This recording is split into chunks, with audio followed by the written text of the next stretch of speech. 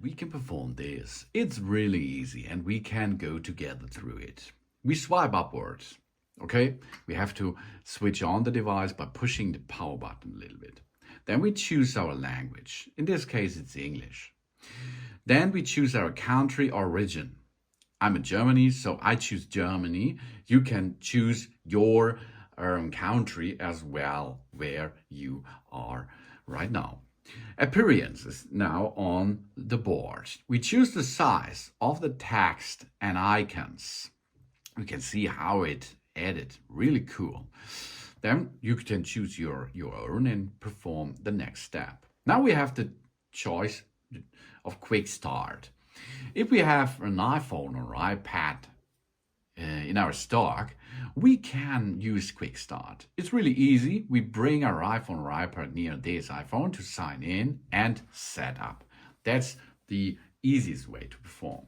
But we set up without another device, of course, because maybe you have no other iPhone or iPad. Written in spoken language, this is in my case because of the English and German thing. We choose English and keyboard for example, English UK. Let's continue now. We choose now our Wi-Fi network because we will need the Wi-Fi network to enter into the internet. So here we are. You go to your admin and ask for the password, and then you enter this password over here to enter into your Wi-Fi network. Most of the time you can find it underneath the router. If we now enter the password, we can join our Wi-Fi network. If we joined our network, it maybe takes a few minutes to activate our phone, because now this phone is calling home and gets the information that we are now in the process of a new iOS setup. Now it gives us the information about data and privacy. This icon here, appears when an Apple feature asks to use our personal information. This is only information. We can learn more about this, but it's not a big thing, I think. Now we set up our iPhone. We can set up this iPhone for ourselves or for a child in our family. Child accounts can be created by a parent or a legal guardian for children aged 15 years and, of course, younger. We are performing now the setup for myself, and the next step is the Face ID. The iPhone can recognize the unique three-dimensional feature of our face to unlock automatically. We use Apple Pay, make purchases, or subscribe to services from Apple with that. So continue. Now we have to set up the Face ID. First, to position our face in the camera frame, then we move our head in a circle to show all the angles of our face. Okay, let's perform this. Oh, here we are. Okay, here. Yeah. Now I have to move. Godlike. First scan is completed. The next step is, are you going to use Face ID with a mask, for example? Oh, yes, we can use it. Or we does not like the face mask. So, but if you use it, we have to make a scan again. Here we are. Oh, yeah. Okay, good. Like. Second Face ID scan. Done. But now, the phone sees that I wear glasses. So we have to remove the glasses and continue testing. Haha, here we are. Let's go. Rotate, godlike. Yeah, godlike again. I can enter into it nearly. Face ID now setup is completed, but we will need a passcode for this iPhone. We create now an iPhone passcode. The Face ID provides convenient and secure access to by recognizing our face. Occasionally, our passcode will be required for validation too. For example, if we reboot the device. Don't use this passcode, of course, okay? You will make your own passcode. Not this passcode, please. Okay, now we created a passcode, and then we can, if we have data transferring from another area, from an iCloud backup, for example, for another iPhone, if we have one, from a Mac or a personal computer, if we have, or from an Android phone. But this is only once. If you make it set up, you can transport data and apps from the Android system to this iPhone. We do not transfer anything.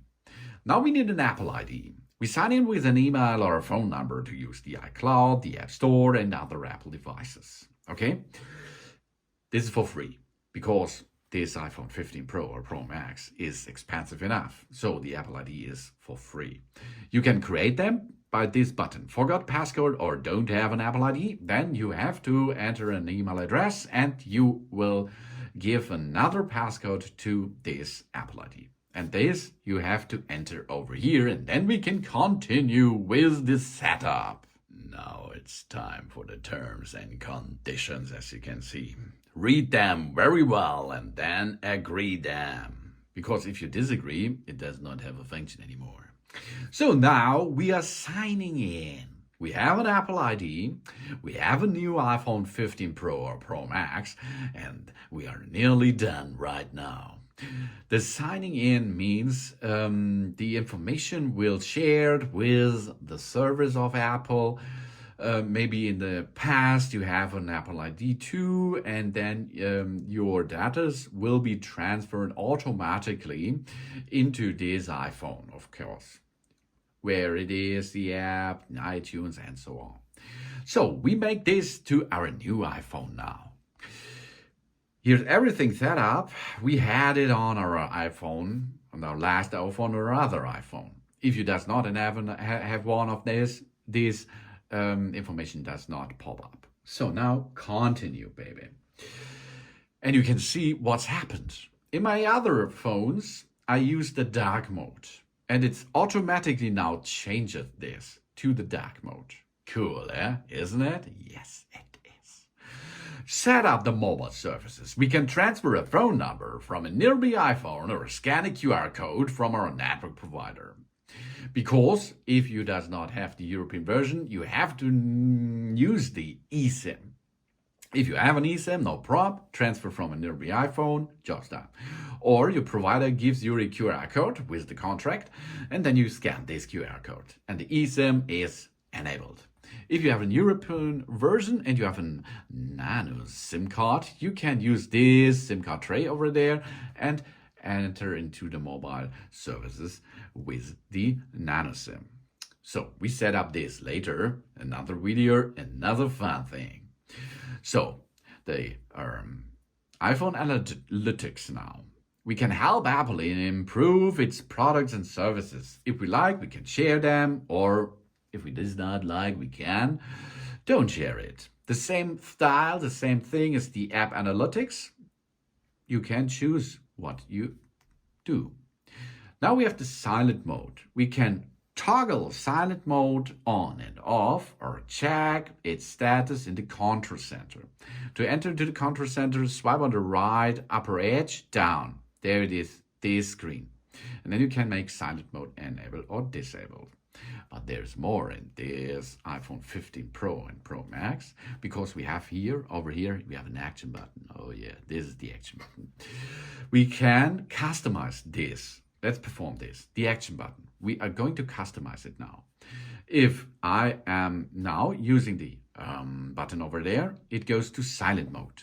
But also we can make focus mode, or we can choose camera mode, or torch, or voice memo, or of course the magnifier, or shortcuts, or accessibilities, or if you like, no action. So we choose, of course, in my business, it's the camera system. So continue with it. Now we get some information about emergency SOS. The iPhone is ready to help us in a case of emergency. We press and hold the power button on the right side and the volume button on the left side. Push it together, and then we go to the emergency SOS services. Or we have a crash detection. If our phone detects a serious car crash, it will automatically try to call the emergency services. And in selected countries, the emergency SOS via satellite will be enabled. Wow, that's cool. When available, the iPhone can try to text emergency services via satellite. It can connect to a mobile network. These are only informations because this is inclusive into your phone. The SOS satellite thing, in my country here, it's 2 years for free. So welcome to your new iPhone 15 Pro and Max or Max. So here we are. We have apps over there. We can move between the home screen if we swipe easily. If we swipe to the left side, here are some widgets. This we can edit, we can remove edges, or we can add wedges as we like. So the next thing is we can swipe upward down. That means we can go to the lock screen. Then the upper right side, swipe down, and here we see the area where the hotkeys are. So we can make it a little bit brightness level up, or flight mode, do not disturb thing, flashlight, and so on. If we go to the right side, we have the app library. Over here are all apps which are installed in your iPhone shown to you. Or we can search the app library. To edit your apps, you can push on it, hold it, and then you can move them over the screen where you like. And you can make folders. Easy. That's cool. And of course, you can delete them by the minus button. Done if you're done with that. And we have a lot of apps here. FaceTime, calendar, photos, camera, email, and so on. And in the App Store are thousands of other apps available. For example, camera here. Let's go and check a little bit our camera. We can choose the camera in cinematic mode, in slow motion, in time lapse, and so on, with different apertures, in slow motion, cinematics, and. In 60 frames, 60 frames are available, of course. In 4K is available, of course, because we have the Pro camera system over here. And we can use the other side of the camera. Yeah, that's the selfie camera area. It's the same thing, cinema, slow-mo, time-lapse, and so on. To close apps, swipe up. That's easy, or I only swipe up. And if you swipe up and hold it into the center, you can control the apps running still in the background to navigate to them fast. Or you can delete them or shut off them. It's not deleted because they are on our phone anymore, of course. And then we can have fun with our nice and good looking iPhone 15 Pro and Pro Max. Here, the action button 2 times, and they hold to open. We push and hold and go to the photos. Really cool. Thanks for watching. Please subscribe me and give me positive feedback, and I hope to see you again on my channel. Soon.